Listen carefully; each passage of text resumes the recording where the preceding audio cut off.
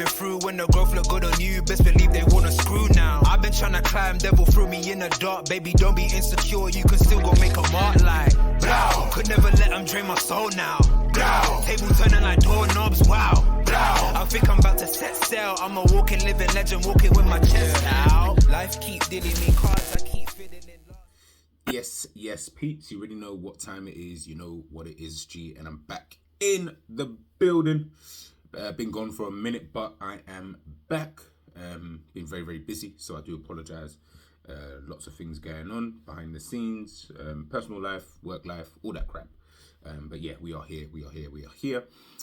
Guys, make sure you like, make sure you share, make sure you subscribe. We are still on the road to 900 subscribers. I don't know how many times I need to keep telling you, but guys, please make sure if you haven't done so already, you are smashing that subscribe button, and make sure you're liking the videos, man. If we can get this video up to 20 likes, I will be extremely happy. Now, gonna do a relatively quick video, I would like to think.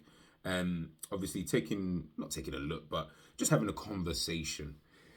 You know what I mean? Another G talks about, obviously we've seen the news come out today we saw the news come out yesterday, and I think the day before there were a few reports just floating around on Twitter and just other various news outlets, and then today posted out was that Liverpool are not interested in signing Brazilian midfielder Andre from Fluminense.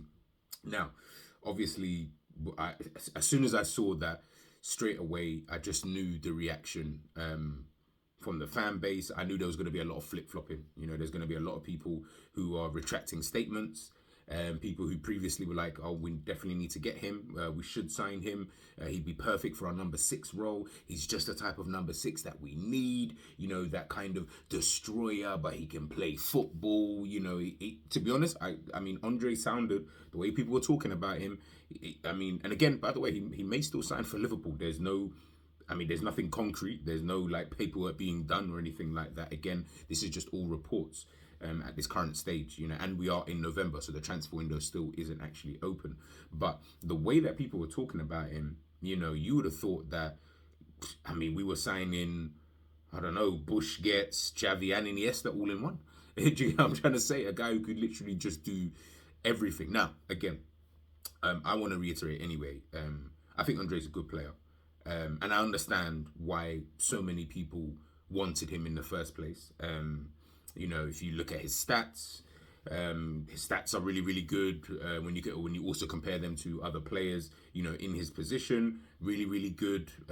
Defensively, seems like he's relatively sound and stuff like that. But I always looked at him as more of a Thiago kind of player. I never really looked at him, and again, that's not to say that Thiago also doesn't probably have really good stats. I think one of the things that Liverpool fans, what we all say is that Thiago is probably our best defensive midfielder or best defender, in the midfield, when he's obviously available.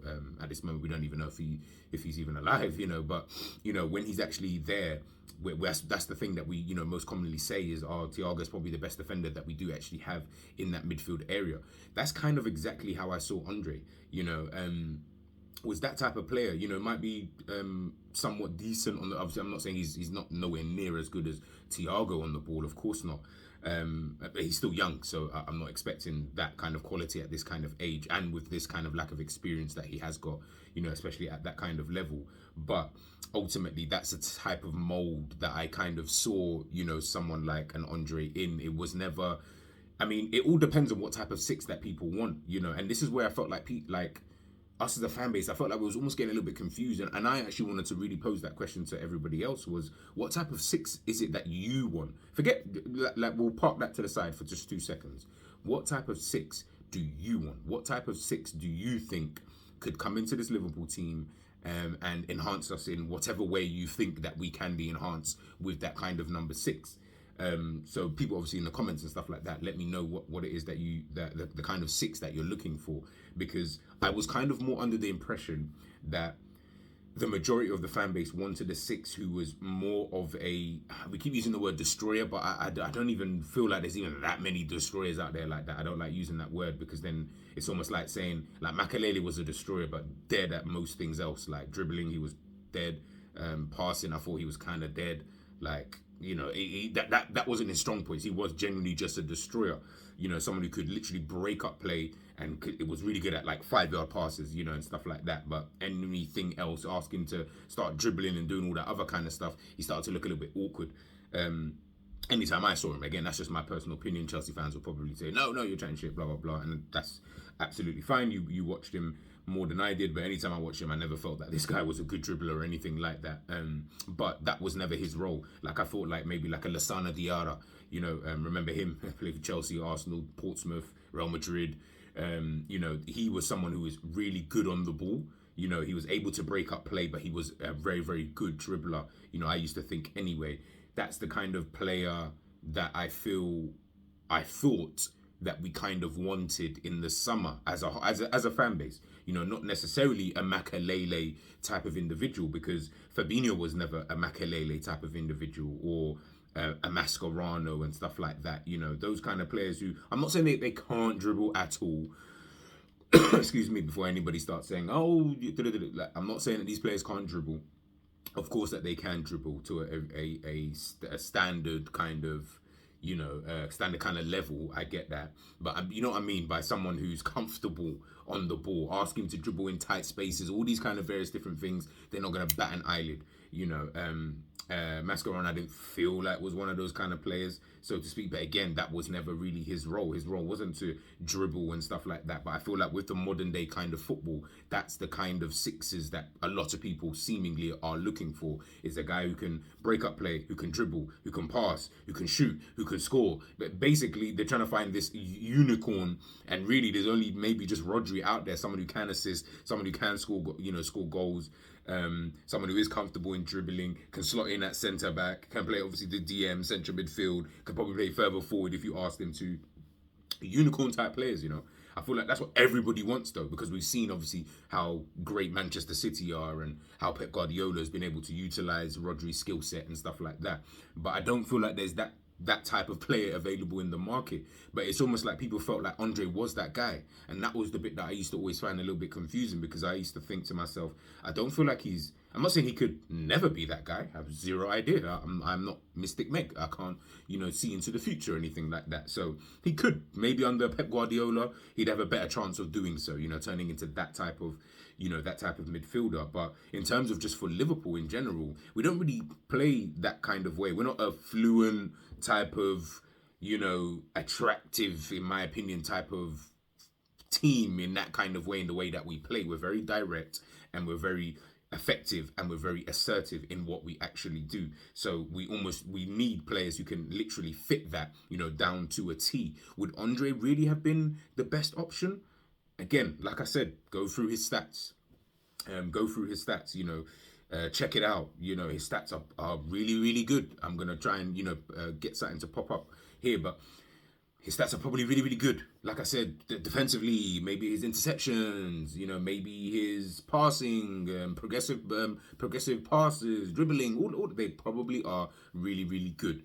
That's why I love stats, by the way. I absolutely love stats, because again, it's a fantastic way to be able to judge a player in certain kind of aspects that maybe certain things that you watch you might not just be able to see. If I'm watching a game, yes, I might know that a player's running around a lot, but how much is he actually running? Stats will be able to tell me that.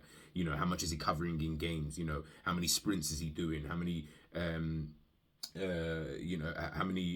ball recoveries is he doing, in the game and stuff like that. So, certain things you might just miss, in a general sense. But that's where you always got to watch these guys as well. The eye test, and big up Ends, because I think he may have either done a show or spoke about this before, in regards to, the eye test versus kind of stats. It is tricky. It's very hard to find a balance. It's very, very difficult. When you've never seen a player, play before, a lot of us were out here trying to watch the Copa Libertadores. We was trying to, see, is this the kind of guy that we potentially need in our midfield and stuff like that. And again, I'm not saying he doesn't come. Obviously, we're just going based upon the news that obviously came out today in regards to us not being interested in him and looking at other options, and also potentially not trying to block the pathway of Bajcetic as well, which is actually quite important if we're trying to see him, in the team, or if Klopp thinks he's good enough anyway to be in the team. Then all of these things are going to come into play. Now, again, that also doesn't mean that we're not going to sign someone in that position. It might just mean we sign somebody better. Do you know what I mean? I'm gonna more go out on a limb, and listen, I would love to be proved right. Klopp's been proving me wrong a couple of times this season, which I'm loving, by the way. And I'm gonna do a review and conversation on that at some point at the midway point of the season. But in regards to Klopp in a general sense, one of the things that I know about him is that people act like, oh, this loyalty thing isn't really still there. Like any manager, any top manager, you're going to have a sense of loyalty to, to players in a general sense, regardless. Don't think just because we got rid of Fabinho, Henderson and Milner that loyalty isn't still there. Klopp, in my opinion, would much rather keep a Bajcetic, hope he gets fit, and not buy a 6. And that's not going to be an FSG problem. We're not going to have that conversation, but that's not going to be an FSG problem. So we definitely need to stop with that kind of conversation in a general sense. That will be a Klopp problem, as it always, in my opinion, kind of has been, with certain things. I feel like he'd rather have Bajcetic obviously pushing through. So then we're looking at someone like an Andre. Like, for me, again, another Thiago type of player. Do we need a Thiago type of player in the team? I'm not bothered if Thiago was here or wasn't here. Do you know what I mean? Like, with how everything's panned out with Thiago, I hoped that if I could change things, should I say, if I could go back in time, I wouldn't sign Thiago. Pointless. Absolutely waste of a signing. And he is a baller. He is an absolute baller. I like Thiago a lot, but a waste of a signing. You're just wasting wages. You're of zero benefit to the team, in my personal opinion, and we would have been far better off getting a different player. Doesn't mean he's not a sick player. Doesn't mean that he wouldn't fit in a different type of team. He would have been better served potentially going to a Manchester City, going to a Barcelona, going to a team like that, which played to his style and his strengths. If he'd gone to those teams, we'd be seeing, I think we'd be seeing a next level Thiago, if I'm being totally honest with you. Unfortunately, he's gone to a team that doesn't suit him at all. In terms of, again, like I said, we are a physical type of team. We rely upon physicalities more than actual ball playing ability. I know we've tried to add these ball players, but we've seen with like McAllister, Endo, Gravenberch, and even Szoboszlai that their main kind of the key highlights of their seasons is really the physicality of them. Szoboszlai runs around like absolute mad, got an engine, stuff like that. Am I seeing the technical real ability of a Szoboszlai that I saw, at RB Leipzig, at Salzburg? Nah, not really. Definitely not in McAllister. Again, he's playing in the 6th position. Are we seeing that? We're seeing it maybe in flashes, but not even 10% close. Or not even 10%, should I say, of what we were seeing at Brighton. That kind of technical ability, the way that Brighton play football. And again, it's because of the way that we play football. But those are the things that we are seeing from these kind of players. We're seeing certain things in flashes, and that's fine, and that's all good. And if it's working for the team currently sitting 3rd in the Premier League, who am I to moan or anything like that? But I say all of this to say it just goes back to understanding, and I don't know. Fans don't know, journalists never ever know the type of player that Klopp wants. I feel like I'm getting better at it. I feel like I am getting a little bit better at kind of understanding Jurgen Klopp and then not being so angry at the choices that he does make after that. Because before I used to get really, really angry with, in my opinion, we're constantly buying like, I don't want to say second-rate players, but we never seem to buy the creme de la creme. It's always, we're buying this guy, or Diaz, or Gakpo, or Nunes, and, Jota, and we never seem to buy the best one. It's always, he's the next, like, one after that, or 2 after that, or potentially even 3 after that kind of thing. You're signing a Gravenberch, who I think has been really, really good, but, you're signing like someone like a Gravenberch, who you're almost like, and again, just reiterate, he's been good this season, so I don't want people to think I don't think he has been. But you're signing these kind of players where it's like, man, you could just get a better version of this player. Like, there is better versions of these guys. They cost money, and they probably play for the top clubs, but you can get these guys. But we do turn some of these players into really, really good players, later on in their career. So if we're happy to do the waiting game, and maybe in 2-3 years, you know, we might potentially win another Premier League and then wait another 6, 7, 8, whatever it is, then this is fine. You know, this will be calm for Liverpool fans if that's the kind of way that we don't mind going. But I'm not like that at all. I want to win at everything, every single season. I know you can't always do that. I mean, Manchester City are giving it a real good go, but I know you can't always do that, win everything every single season. Totally understand that, but that's what I want. Tired of being second by a point. You don't. It's not an achievement. It's kind of just jarring after a while. You know. And again, I say all of this kind of stuff. I don't want to get too bogged down into that stuff, but I say all of this because it goes back to what I just mentioned about Jurgen Klopp and the type of player that he wants, you know, and what would be the best fit, and does he potentially, Klopp's the type of person who will look around him before signing someone. He isn't just going to go bang sign someone unless, you know, someone like a Chouameni is available to get from Real Madrid potentially, or Jude Bellingham, you know, these kind of guys. If they're not really that available, then Klopp's rather just going to look within, whereas other managers will kind of sign someone else. You know, even if that person is just a stopgap for 2-3 years. For me, I love those kind of signings. I love when I see players who only really get signed for like 2-3 seasons, but they play a role. You know, they play a role within, you know, within their teams kind of stuff. You know, even if they do get moved on, because eventually you'll start to see that they won't play as much games as they want to play. They will play at one point in time, they'll play a crucial part, and you probably didn't have to spend so much money. Someone like a Nunes or a Kovacic and stuff like that, they're probably looking at them thinking, they're not going to play that much, but I guarantee at some point in their careers, if they obviously stay for like 2-3 seasons, they'll probably play a vital role somewhere. And then they'll be like, that's why we signed you. Because the next guy that they want to sign, whoever that might be, the next future star or whatever, he's coming real soon. You get what I'm trying to say? Or again, we'll try and play in a way that will kind of utilize the players that we do have. And I think that's something that maybe I'm seeing a glimpse of from Jurgen Klopp, in terms of maybe trying to play potentially in a different way, but it's almost still like he's still wrestling with the fact that he wants to still play that same kind of football, which is what we're still kind of seeing. If you watch all of our games, they're all quite similar in the way that we've played how the games have kind of panned out and stuff like that. But ultimately, you know, maybe if Liverpool can get some more technical players, he's going to have to be forced to stop doing this running around like a headless chicken stuff and actually put the ball down and play some football. And then we can potentially, you know, have a real fantastic team, because I've said it 100 times. That's why an Andre, for me, I don't think he's going to come in. If he was to come in, I don't see Andre coming in to be this 6 who's just going to be a madman, break up play, be a cruncher, spray 90 yards. He's not going to do that. That's not the role that Klopp's going to get him to do. I know for a fact that's not the role that Klopp's going to get him to do, because he's trying to get McAllister to do the same thing, and it's not happening. That's not the way he wants it to be played, so to speak, you know.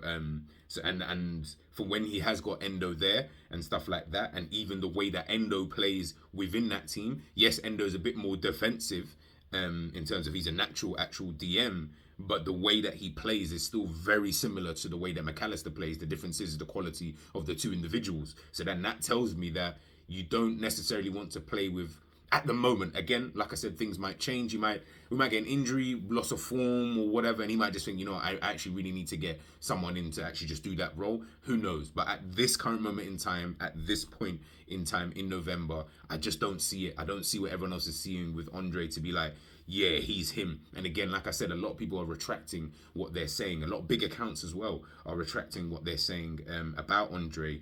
And all of a sudden it's, oh yeah, you know what, we're probably in for somebody better, and no, we're not going to do that. We're not going to do that. You guys better stick to what you've been saying. We've all got receipts, you know what I mean? Like, I want to know and understand why 1 minute you think he is him and next minute he's not him, because of news that you've heard today.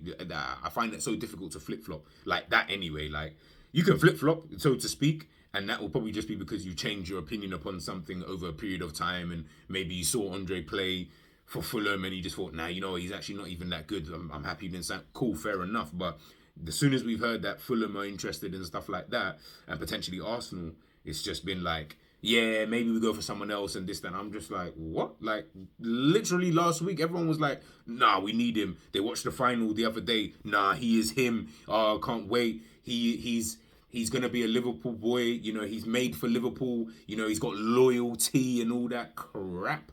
I was like, what are you guys even looking at? Like, I don't even understand that. How does everyone even know? How does everyone even know what this guy's even about? Like, somehow we all know everything about this guy. What, based off of the snippets of quotes that we get, you know, on social media? This is what I'm saying. We can't get too hyped upon these things. I'm not saying don't like the player. If you want to sign Andre, then sign. Like, then you're allowed to. I'm not trying to gatekeep or anything like that. What I just don't like is the flip flopping. I don't care what your opinion is before. Just don't flip flop so easily based upon little bits of news. Because now, if we were to sign Andre, I would love to see what some of these big accounts that we some of us follow, that I've seen pop up on my timeline. I would love to see what some of these accounts then say if we were to then sign him, because you've just gone from he is him, you know, it doesn't really matter, maybe we're gonna get someone better, to he is him again. Come on, man. Like, this is why certain people you just can't really take too seriously with these kind of things, man. But this is why I also say as well, excuse me, this is why I also say, like, we just got to chill. We honestly just got to chill, man. Liverpool, like, nothing surprises me with Liverpool anymore. Do you know what I mean? I've kind of disassociated myself with all of that stuff. Like, I don't actually care. Do you know what I mean? Like, sign who you want to sign. Like, what difference does it make to me? Do you get what I mean? At the end of the day, Klopp's the guy who's going to have to get these players ticking and do whatever it is that he needs to do. Whether that's challenge for a title, top four, a cup, whatever it is, whatever your expectations are, he's still going to have to be able to do it with the players that he's got. Do you get what I'm trying to say? So, you know, that's just the level of expectation, fortunately / unfortunately. So, you know, it is what it is. But I just think with the whole Andre thing, you know, like I said, it's just more the flip-flopping that I'm just laughing at the most. And again, people, you already know, because we all follow certain accounts and stuff like that, and we all see what some people say and the tacticos and all this kind of stuff. Like, we all seen what they said. Do you know what I mean? So it's all there. It's all there, laid out in black and white for everybody to kind of see. So yeah, man, it's gonna be interesting. And again, look, in my opinion, I'm not happy or unhappy that if this is true, let's say we are not interested in him, I'm not happy or unhappy. Would I have wanted to sign him? Not really. Like, he's not someone that I would have, like, been like, he's definitely, let's put it this way, he's definitely not a player that you sign and say you're going to win something. Like, I find that almost impossible, how someone with little to no experience in top flight kind of football, I say top flight football, with at the highest level, you're saying that because you add this guy, then you're all of a sudden just going to go from this to that. That means that we must have been super shit and super in the mud if he can come into the team and elevate us to this, like, gargantuan kind of level. Do you know what I mean? Like, we're not Brighton. Do you know what I mean? Like, we're not Brighton, where a player of just good, of a unique kind of skill set should be able to just come in and just do their thing no matter where they come from. Like, with Liverpool, like, you need to be a special player if you're coming into this team. You need to be Van Dijk. Like, literally, you need to be a Van Dijk kind of level player for you to be like, I'm taking the team to that next level. Andre was never that guy, guys. Do you know what I mean? So don't feel angry. Don't be annoyed and anything like that. Just be calm. Be calm. I'll probably do a video at some point in time taking a look at the other defensive midfield options. Everybody knows who I would really like. Who I would sign is Yusuf Fofana from Monaco. Still would sign him today. There are others, maybe like Palhinha and that, but I think Yusuf Fofana is a very, very solid player to bring in. I don't even feel like it would cost that much. I feel like he'd be able to acclimatise to the Premier League pretty well, and I feel like he'd be able to just do a job in there, and a very good job. And who knows how that would then pan out in the future. But that's the kind of player that I'm looking at. Again, that doesn't mean that Klopp's looking at him and thinking that this is the right option. It would be hilarious if he did sign him, though. It would be hilarious, because that means me and him are thinking the same. But yeah, you know, it's just one of those kind of things, man. We'll wait and see who it is Liverpool do sign. Who knows? We may actually sign Andre. We may actually sign him. So let's not get too bogged down with everything, you know, at this current moment in time. But guys, there you go. There's my video done and dusted. That was just kind of like my opinion on this whole Andre thing. Again, guys, don't be so bogged down with like what we see on Twitter and stuff. Like, it's just clickbait half the time. For all I know, Liverpool have already signed Andre, and we're gonna unveil him in January the 1st on a secret thing. Do you know what I mean? Or we're gonna do something crazy. Like, who knows? Who actually knows? Liverpool are so secretive, man. Do you know what I mean? It's like the bloody X-Files in here. So, you know, we never actually know with Liverpool. So don't be too downhearted. But at the same time, let me know your options. Who are the like other defensive midfielders? Who do you think, realistically anyway, could come into this Liverpool team and work in this kind of midfield. So maybe not even necessarily who you would just like to have, so like Tchouaméni or someone of that kind of thing. Yes, I would like to have these kind of players, of course, but who do you think is a realistic option and someone who is going to be played in the role that Klopp is going to use them, not in the role that you think he should play, because we all think McAllister should be playing in the number 8 role, but guess what? He's playing number 6. Do you know what I mean? So what kind of role do you think that Klopp would potentially be looking for? Is he even looking for someone? Maybe Bajcetic might be the guy, with then Thiago at one point in the season. I think we all see Thiago for at least a minimum of 2 games this season. I'm going to say one before. No, is he out until... I can't remember how long he's out for. I'm going to say 2 games. 2 games this season. I think we'll see him at least for... this year. So yeah, let me know what you guys obviously think in the comment section below. Make sure you smash that like button. Make sure you share. Make sure you subscribe to the damn channel. I'm G. We're back in effect. We're live and direct. I'm out.